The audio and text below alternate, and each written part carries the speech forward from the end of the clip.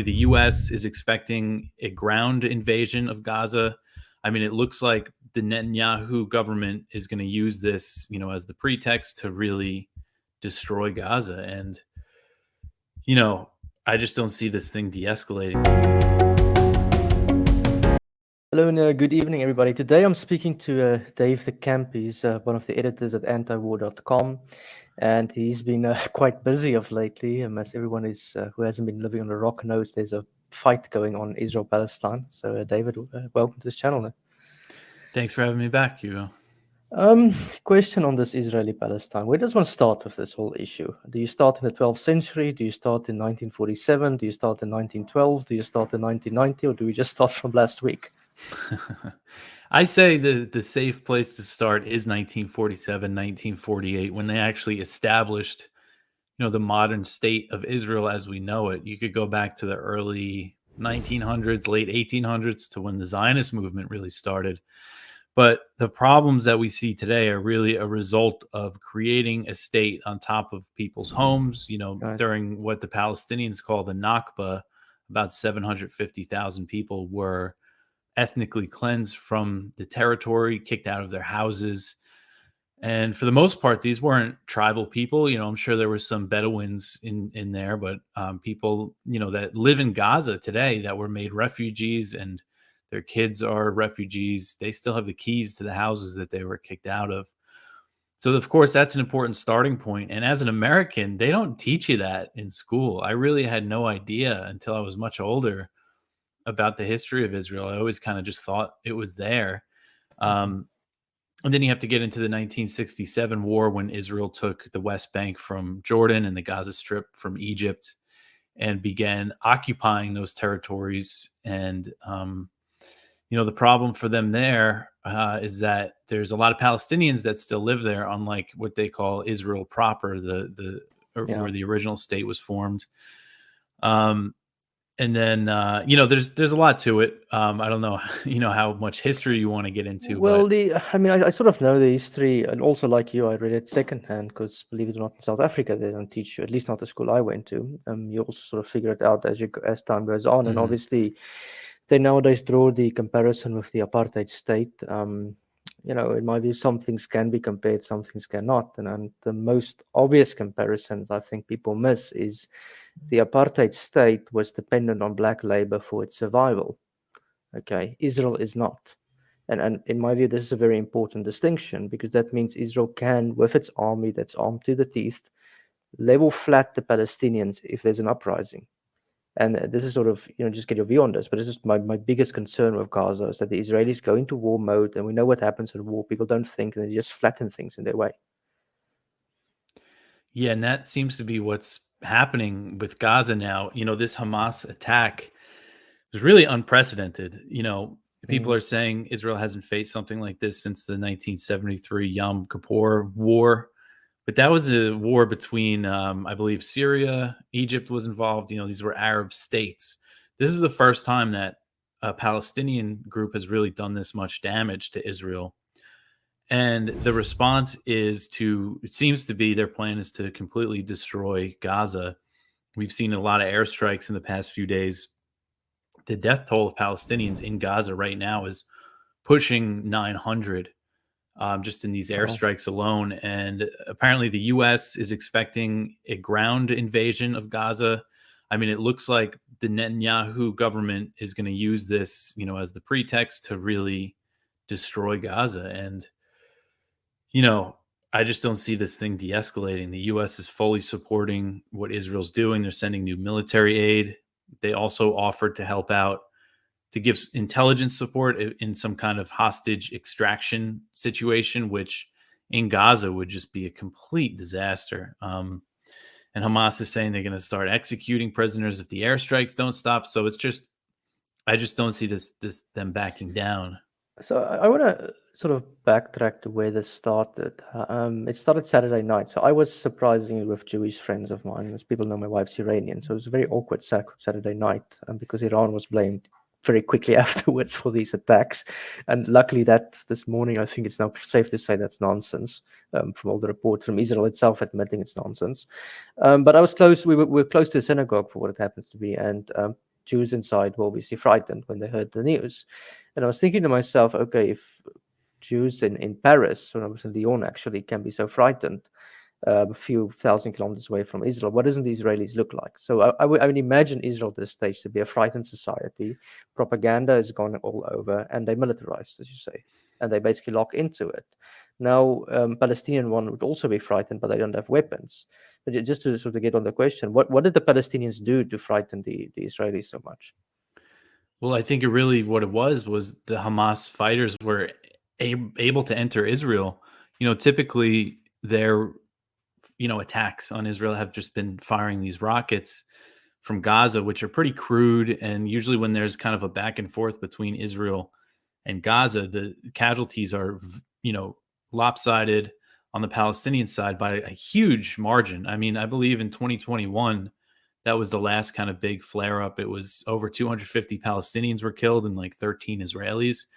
So just the fact that these guys got into Israel and started killing people, and again, these casualty numbers, right? For Israel, it's about 1,000 now. I mean, this is huge for Israel, if you look back at these conflicts. So this is really an unprecedented thing. And just, again, they always, I guess, lived under the threat of the rockets, but just the fact that you have guys showing up and killing people on the street, I mean, it's terrifying for anybody that lives in Israel.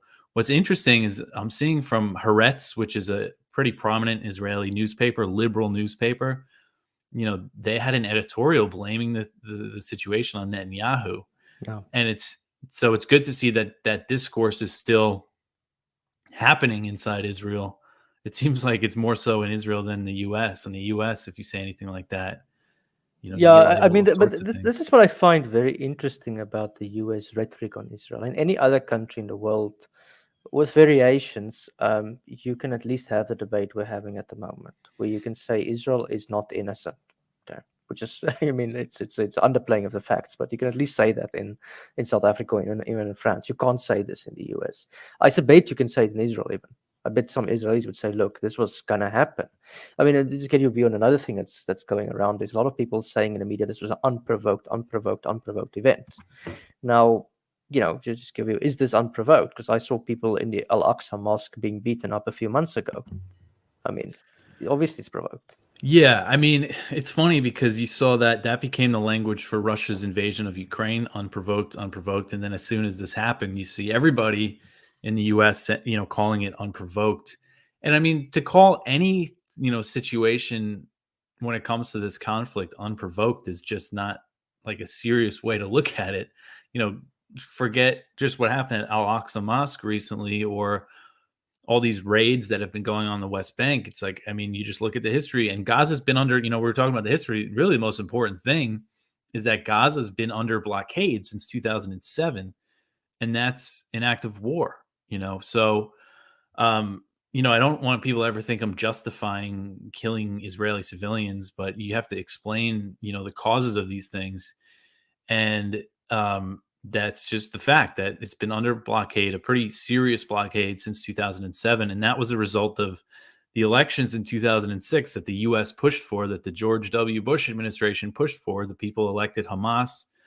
And then there was sort of some faction fighting between the other Fatah, and it led to some fighting. And that was the pretext to impose the blockade. So that's, the people living in Gaza are in a very desperate situation. Unemployment numbers are insane. Like if you think about a lot of young Palestinian men who live in Gaza, and they have no prospects, no jobs, barely have clean water, they barely get electricity, and people are in a very desperate situation. Things were going to explode at some point. And I think what everybody's surprised by is the fact that they were able to actually get into Israel and do this. But yeah, to call it unprovoked, and you mentioned Al-Aqsa, so kind of the recent provocations since the Netanyahu government came in at the end of December 2022, his government includes very extremist Israeli settlers who want to annex the West Bank. They actually are settlers. They live in settlements, and now they're part of the government. So they're prioritizing expanding settlements, which is slow de facto annexation of the West Bank. There's been a lot of raids in the West Bank, which haven't happened in a long time. And one recently was in the town of Jenin, which is also a refugee camp. 1,000 Israeli soldiers, invaded the place to take out this resistance group. And, this has all been compounding on itself in the past year. And so it's really a response to that, as well as, of course, the longstanding issues.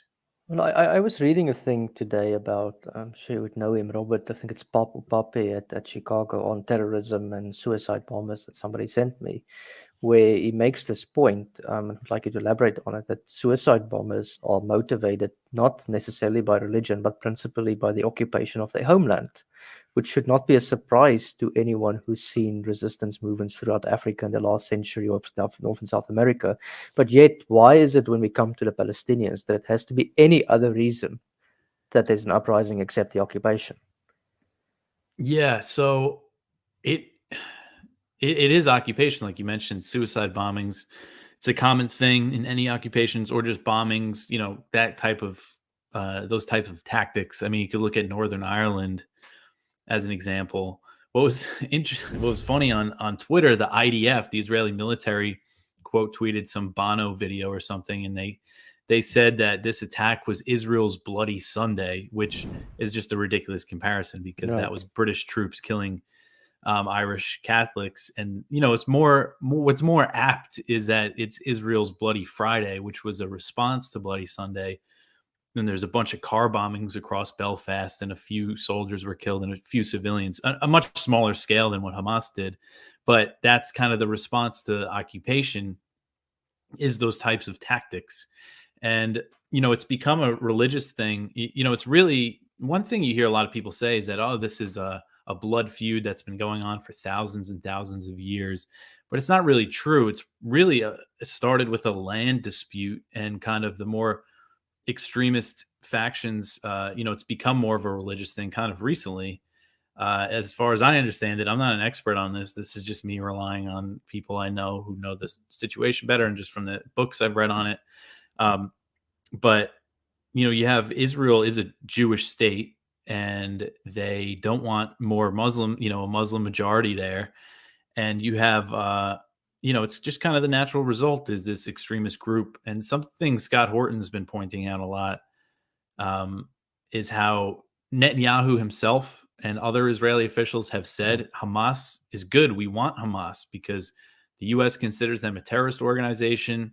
That means we could isolate the Palestinians in Gaza. Nobody's going to take Hamas's side. That it turns everybody in Gaza into a target. So the extremists kind of fuel each other, and we see this in a lot of conflicts. Yeah. And here's the joke to me, when South Africa, so we had something comparable in the 1980s, lots of violence, uprisings. You'd think you'd be in Gaza in those days. And after negotiations started, and nobody went to the negotiations, not even Nelson Mandela was squeaky clean. They all killed, they all had bombings, they all had planned, did all these things. But as soon as it started, the extremists died very quickly. Okay, so it seems to be like the logical outcome here is just find some political compromise. But why can't we? I mean, it's now since, when is it, the 1990s that this thing has been just in stalemate. I mean, what is blocking, like, what seems to be either a two-state or a one-state solution, or whatever, some viable polity for the Palestinians? Yeah, I mean, it's tough to imagine any kind of settlement happening right now. I mean, the thing that's blocking the two-state solution is the settlements in the West Bank. They keep expanding. If you remember, during the Trump administration, he released, the peace plan, what he called the deal of the century or something. And it was a proposal for a two-state solution that included, basically Israel partitioning the settlements in the West Bank, and also like the Jordan Valley. And, if you just looked at the map, it would turn, the Palestinian territory into the West Bank into Swiss cheese. Basically, there's little circles that are Israeli, and there would be Israeli only access roads, which there are, but it would basically formalize, what looks a lot like apartheid in the West Bank. And they would build a tunnel from Gaza to the West Bank, but it's just not a realistic proposal for the Palestinians. So that's what's really standing in the way for the two-state solution. And then the one state solution, I don't know. As it realistically, there's too many Palestinian Muslims for Israel to want, to say, all right, equal rights for everybody in the West Bank and Gaza. Let's become one big state. But that's kind of what the whites said at the end of apartheid, is that the blacks will take over, there will be a genocide. Well, that didn't happen. Well, in fairness to some of them, it did happen a bit in Zimbabwe up north. So you've got two countries next to each other. One that did happen, one that didn't happen. But I think they fear ultimately majority rule, because as far as I look at the map, the two-state solution is dead. And there was an article in Foreign Affairs last year or the year before that was titled Israel's One-State Reality, where the authors made just an obvious argument that it's for all practical purposes a one state, and given that the Palestinians, even those in Israel proper, are discriminated officially by law, you basically have an official apartheid state over there with homelands. So, that is what Israel is at the moment. How do you reform that? Is you extend full rights to the Palestinians. But it seems that is even people like Noam Chomsky has said that is far away from reality. So I don't know what the solution is. Yeah, me neither. And, it's really, it's clear that the status quo is untenable. This could have always exploded like this. And, it's just, I just can't see Israel backing down right now or considering any sort of one state solution after what just happened here. So we'll see. And, it's not like the US is going to push Israel to do anything. They're just going to back them doing what they want here. So there's no restraint even from the Democrats, because they tend to be sometimes a bit more restrained. Not that I've seen. I mean, the optics of this thing with Hamas going in there and killing civilians is just, no Democrats are going to say, call for restraint or anything. It's essentially they're going to back, even if it turns into a genocide of Palestinians living in Gaza, I think they're just going to support it. Wow. Okay, that's quite frightening. I want to ask you on Hamas, this organization that is now this weird nightmare of a thing. Now, I looked at stuff that Sam Husseini shared today on Twitter, and Scott Horton shared it, and I think I shared the same thing to you that Scott shared, which is, it would seem that in the early 90s, to undermine the PLO, the Palestinian Liberation Organization of Yasser Arafat, Mossad started throwing money at Hamas, who at that time was a fringed organization. And the PLO, it's impossible to think of it today, consisted of Marxists and atheists, okay, and maybe a few Muslims, but they were obviously not serious about it. And Hamas seems to me to be a case that, okay, now we funded another Mujahideen and we don't know how to contain it, basically. Yeah, I mean, I think that stuff that those guys have been sharing is really valuable for people to understand kind of more of the recent history. I don't think Israel didn't think they could pull anything off like this. They thought they could just keep them contained in Gaza and isolated and bomb them once in a while. And, I think that was really the plan. There's the question of how did Israel not know this was coming? This big intelligence failure when Gaza is one of the most heavily surveilled places on earth because it's under this blockade. Well, somebody's explained to me this today, which is who was involved in Israel. They said the problem is, look, Palestine, Gaza, Hamas shoots rockets at Israel on a regular basis. And they've got lots of calls to respond to this stuff, because the Iron Dome, if you really throw rockets at it, will be overwhelmed. So the point is, they get a lot of these calls apparently that are just sounds a little bit crazy, and okay, they have to filter information. So it's conceivable that the thing would pass, in my view. The other thing is, I saw Egypt today apparently warned that this thing was coming. But, my question is, how many crazy threats haven't the intelligence agencies seen that aren't threats either? So I don't really know what to make of it.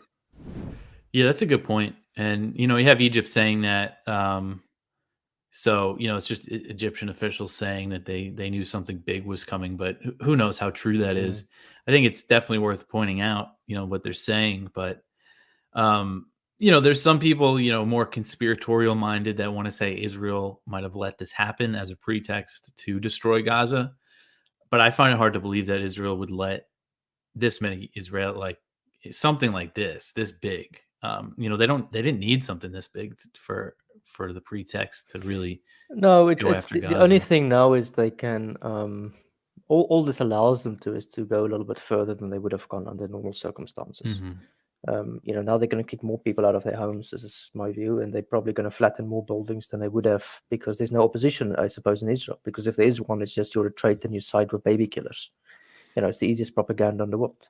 Yeah, and that's another thing I saw this morning. There's this claim that the IDF found beheaded babies or something, and these things we have to be skeptical of because there is this fervor and this war propaganda. It's a very common thing in every conflict. And right now, all I've seen is just a report from Israel's I-24 News that said the Israeli military told them that. So, if something that horrific happened, they're going to, whether or not it actually happened, it's going to spread like wildfire. Well, I'm just thinking, and people need to excuse me for it, but babies in incubators again. Yeah. And babies on bayonets during that was World War I propaganda. Yeah, it's like classical. I mean, I've seen this also with the Libyan conflict and Ukraine, that they recycled like Libyan propaganda. They just changed the title of the heading, basically. It's almost the same article. So it just seems to me that, I mean, if it's true, it's true. I don't put it beyond Hamas to do it, but I would like to see a bit better evidence before I claim. And and even if true, what does this mean? Does it mean we need to go and flatten more buildings? I mean, yeah, that's what they're going to say it means. Just back on this question of Hamas. So 2005 or 6, can't remember, Bush, Palestine voted for Hamas. As far as we can tell, that vote was legitimate. Now, here's the question I've got is, it would seem to me that the PLO, what's left of the PLO, doesn't have any legitimacy left among the Palestinians. So isn't this maybe just a case that the Palestinians have some kind of democracy? Okay, it's obviously not perfect, and we just don't like their leaders at this stage. Yeah, well, I mean, one thing I always hear people say, and again, this is, I don't have all the details on this, but one thing I always hear people say is that the Palestinians are always electing Hamas. But I believe that 2006 election was the only one, right? Since they elected Hamas, the fighting happened with the PLO, and then Gaza was put under blockade. There hasn't been elections in Gaza since then, as far as I understand. So, but anyway, yeah, it was funny. It's the George W. Bush administration pushed for those elections, and then they elected people they didn't like, so they took action. And the U.S. Elliot Abrams, of all people, who is notorious for his role in the Reagan administration and interventions in Latin America, the Iran-Contra scandal. He was Trump's point man on the Venezuela coup. Well, when he was in the George W. Bush administration, he pushed for basically a coup against Hamas. So the U.S. was pushing the other Palestinian factions to work against Hamas, which led to the fighting that was used for the blockade. So, you see this U.S. intervention really ingrained in this issue. So, yeah, I mean, we've seen these examples, especially in Egypt. They had elections. They elected the Muslim Brotherhood. The U.S. didn't like that, so they backed a coup there. And it just really exposes the whole facade that the U.S. really cares about democracy. They care about their guy being in charge. Well, they care only about Israeli democracy, but they've made no attempt at establishing democracy or even just a viable state for the Palestinians. Which has been my biggest critique of that whole thing. Just to ask you this, then, just a few minutes left. What do you make of the argument that this conflict can spread to the wider region with what's his name, Hezbollah and Iran, and all of the above involved? Yeah, I mean, it's definitely possible. There's been fighting now on the Lebanon border. It seemed like at first it was Hezbollah fired a few rockets, Israel hit back, and that was kind of it. But then there are the Palestinian groups in southern Lebanon and refugee camps there, and then they started attacking Israel, and Israel hit back and killed some Hezbollah guys. So now Hezbollah is kind of hitting back harder at Israel. So that has a possibility of erupting, but right now it doesn't seem like Hezbollah is entering the war, saying like we're entering on the side of Hamas. And what's interesting, so you mentioned earlier the Iran stuff. Everybody was blaming Iran, and then Israel said no evidence of Iranian involvement right now. Israel is known for blaming Iran for a lot of things. If they wanted to escalate it, I think it shows Israel doesn't want escalation. I think right now they want to focus on Gaza, on leveling Gaza. And I think Hezbollah, again, that could kind of erupt more so than it has. So there's a risk there. But right now, it seems like the Israelis just want to focus on Gaza, and I don't really think anybody's gonna intervene if that, like Iran or really Syria or And, anybody. But if the and U.S., I think if the U.S. gets directly involved, it, mm. we might see attacks on U.S. bases in Syria and Iraq, stuff like that. I think that's a big risk if the U.S. gets directly involved. Of course, they're giving them all the support, but if we start seeing U.S. airstrikes or anything like that, I mean, then I think it could really explode. Well, a point I make to people about Iran, and I was quite picky about this Iranian claim that is just complete nonsense, is if you go to Bushehr, and I was now this year there, the IRCG is a military base there, and there's airface, there's like a lot of military installments there. And they've got rockets basically facing the Saudi Arabian oil fields on the other side of the Persian Gulf and the Qatari oil fields or gas fields. So if Iran's ever going to be invaded and they feel desperate, which might make sense if the US throws its weight around, it's just going to shoot rockets and take the world economy down with it, right?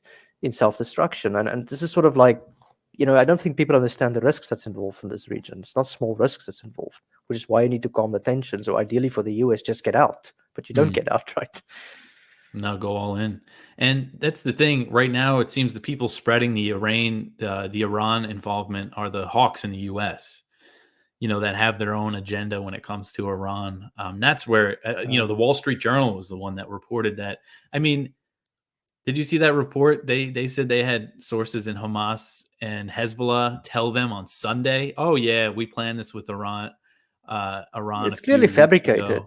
Yeah, it seems one of the Twitter posts he shared this on Twitter, where apparently one of the people writing it, his former boss, came out saying, "Look, I fired this guy for just lying as a journalist." Yeah, I saw that. Yeah, so I'm like, okay, at least the Iranian story, I think we can safely say, is complete BS. I just hope it doesn't get traction.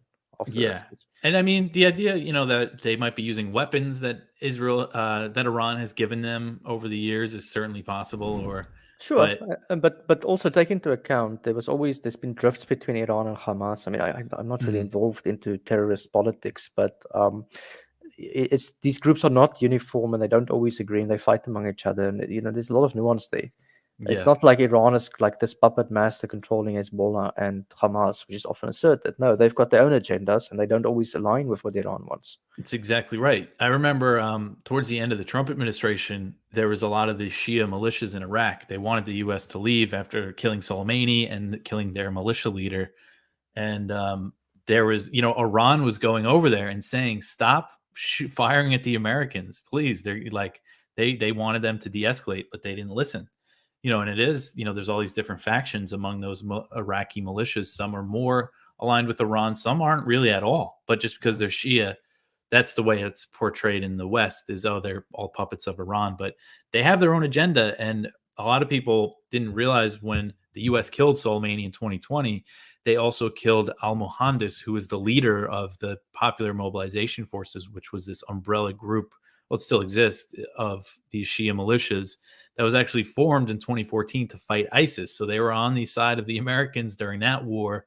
And then once ISIS was really destroyed, it became kind of a low intensity war between them and the U.S. But yeah, they have their own reasons, their Iraqi nationalist reasons to want the U.S. to leave. So last question, just to ask you to make a small prediction. How long do you think this conflict's going to last? Do you have any idea?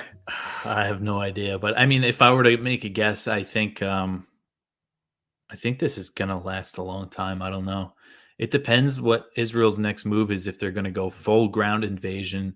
An Israeli military spokesman said the other day that their goal is to make sure Hamas cannot govern the Gaza Strip. So it sounds like regime change, which is something, Israel won't be able to sustain. So it sounds like destroying it.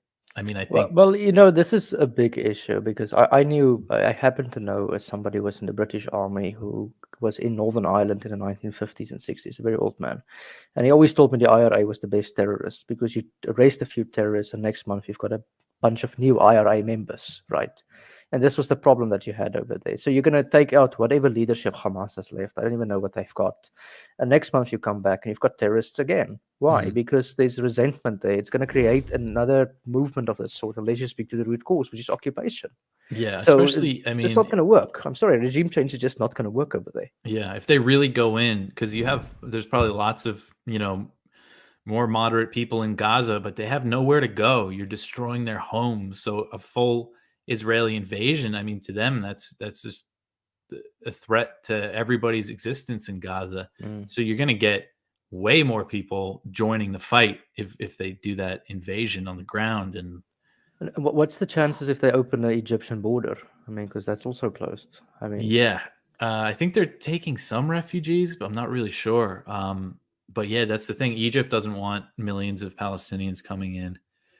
That's something people in the US use to like justify what Israel does is, oh, Egypt doesn't let them in too. It's not just Israel. It's like, oh, because the Egyptians are not nice to the Palestinians that but justifies it. the Egyptian army that is propped up by the US tax dollars, that Yeah. is not popular among its own people, because when Egypt had a democracy for a few months, they killed the guy and had a coup. Right. So, Egypt is a rogue state. It's a US proxy, basically. Yeah. And the billions that they get billions in military aid from the US each year. That was an agreement from, the Oslo Accords, basically based on how their relationship with Israel. So, that's kind of it's all about this whole thing. So right. Well, Dave, I'd like to say thank you very much for this chat. And yeah, please, people, please subscribe to antiwar.com. I mean, you've given me very good information the last few days to at least formulate my opinion on this conflict. And yeah, I encourage people to contribute there. Thanks. Yeah, it's good to hear. We're trying to do our best with everything that's going on. So thanks for having me on again. Thanks, man.